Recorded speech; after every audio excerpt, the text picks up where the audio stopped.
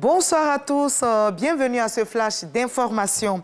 La COP29 a ouvert ses portes à Bakou, en Azerbaïdjan. Le vice-président ivoirien portera la voix de notre pays à ce 29e sommet consacré au climat. Temoko Melet Kone, comme vous le voyez sur ces images, est arrivé aujourd'hui lundi et il représentera le président de la République, Alassane Ouattara, à cette conférence. L'objectif visé reste le financement pour lutter efficacement contre les effets néfastes des changements climatiques.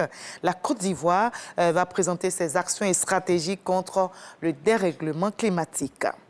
Voilà, les débats sont ouverts depuis ce matin pour une dizaine de jours. La 29e conférence sur le climat a débuté donc à Bakou avec l'espoir d'un accord ambitieux sur la finance climat. Quelle architecture dresser justement est pour ce financement? Quel mécanisme d'accès au fonds climat? Les pays appellent au respect des engagements, à une aide financière contre le dérèglement climatique sous forme de dons et non de prêts. Grâce Kando Keréadama sont nos envoyés spéciaux à Bakou. À la sortie de la commune de Divo, sur l'axe menant à la ville de Iré, Bakou, capitale de l'Azerbaïdjan, accueille les 197 pays signataires de la Convention cadre des Nations Unies sur la lutte contre les changements climatiques, dont la Côte d'Ivoire. La délégation est conduite par le vice-président de la République Temoko Melet Kone, accompagné des ministres Jacques Assaouré Konan et Laurent Tchagba et du président de la COP15. La Côte d'Ivoire est présente à ce rendez-vous mondial du climat avec plusieurs attentes. Alors, nos attentes ici, c'est d'abord une plus grande implication des parties, c'est-à-dire des pays qui sont donc à la Convention, une plus grande implication des politiques et aussi des résultats qui sont attendus.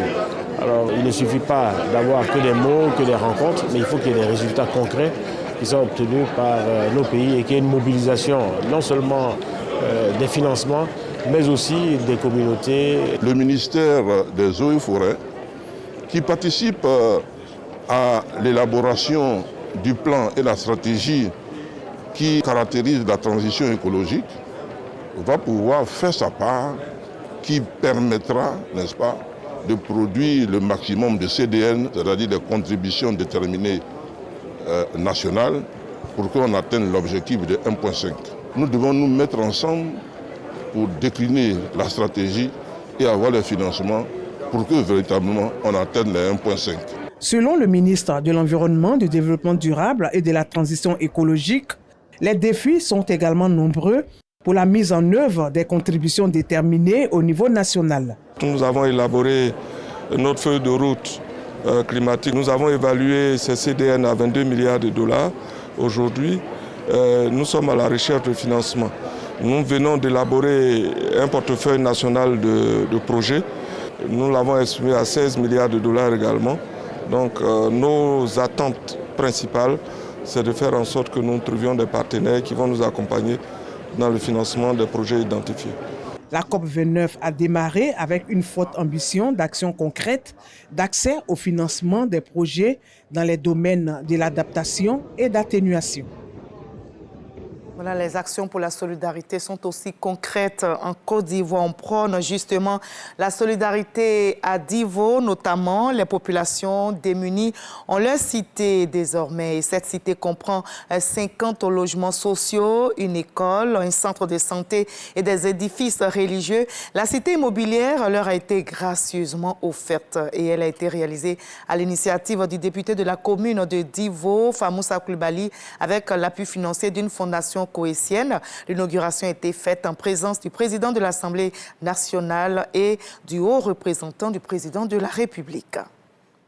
L'Institut ivoirien de l'entreprise propose aux femmes rurales un modèle de financement innovant. Il s'agit de la tontine. Et bien pour sa bonne marche, la structure s'engage pour la garantie. L'institution publique est allée à la rencontre des femmes de Grand Lao. C'est une initiative des autorités municipales. Le but visé est leur autonomisation. Ces femmes des zones rurales jouent un rôle clé dans la production alimentaire.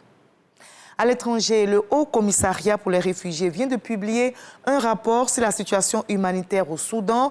Et la guerre dans ce pays a fait des dizaines de milliers de morts et déplacé plus de 11 millions de personnes en 19 mois.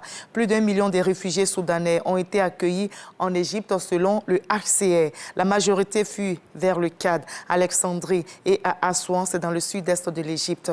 Aucune contrainte administrative n'était imposée aux femmes, aux enfants et aux hommes âgés de plus de 50 ans. Mais face à l'afflux de réfugiés, les autorités égyptiennes ont durci l'accès à leur territoire. Le Premier ministre mauricien qui concède sa défaite aux législatives. Le chef du gouvernement sortant a reconnu aujourd'hui même sa défaite à ce scrutin marqué par des inquiétudes à propos de la stabilité politique et économique d'une des démocraties d'Afrique. Les électeurs ont privilégié les enjeux quotidiens, à savoir pouvoir d'achat, lutte contre la drogue, respect des institutions. Le Premier ministre sortant a souhaité bonne chance au chef du Parti travailliste et à son équipe pour leur victoire aux législatives. Moi, je vous retrouve à 20h avec grand plaisir, mais juste après ce Flash Info, je vous invite à suivre l'info régionale pour avoir toutes les nouvelles de notre très belle région ivoirienne. À tout à l'heure à 20h.